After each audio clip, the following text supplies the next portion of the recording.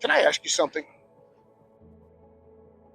Have you ever had one of those weeks where you felt like, I think I'm finally changing? You were calmer, more patient. You weren't reacting to everything, you felt different. And then one conversation, one unexpected bill, one bad night's sleep, one argument, and it was like the old version of you walked right back through the front door. Then came the thought that hurts the most. Maybe I haven't changed after all. I don't think that's true. I think we've misunderstood what change actually looks like. Most of us grew up believing change was a finish line. One breakthrough, one book, one prayer, one seminar, one decision. And suddenly, you're a different person. Life just doesn't work that way. Neither does the nervous system. Because every day your brain is asking one question: what's familiar? Not what's best. There's a huge difference.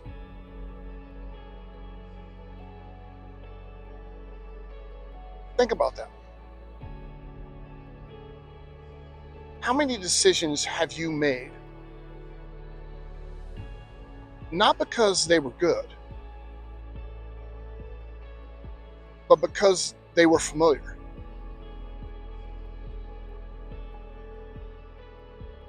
That question bothered me for a while. Years ago, I used to think progress looked like never struggling again.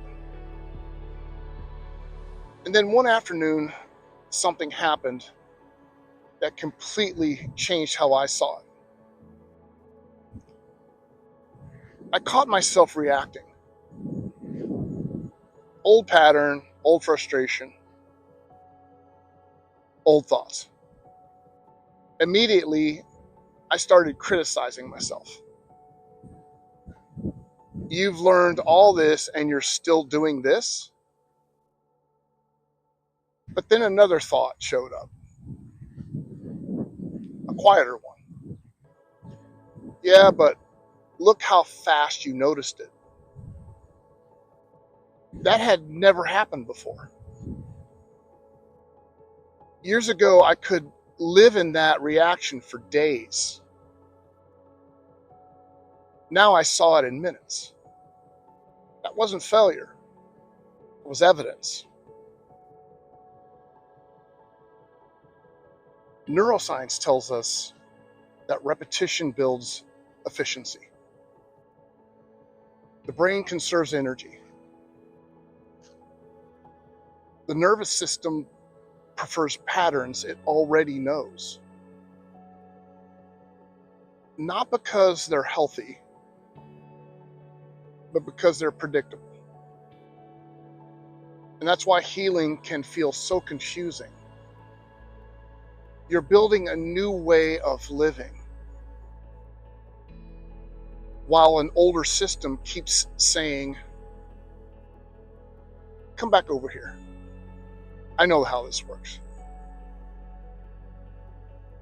Ancient wisdom has always spoken about renewal. Not once, daily. There's wisdom in that. Because every day, you're practicing becoming someone. The question is, who? Then I realized something I wish someone had told me years ago. Healing doesn't erase your old pathways. It strengthens new ones. And that's a completely different expectation. The old road is still there. You just stop driving it as often. And that changes everything.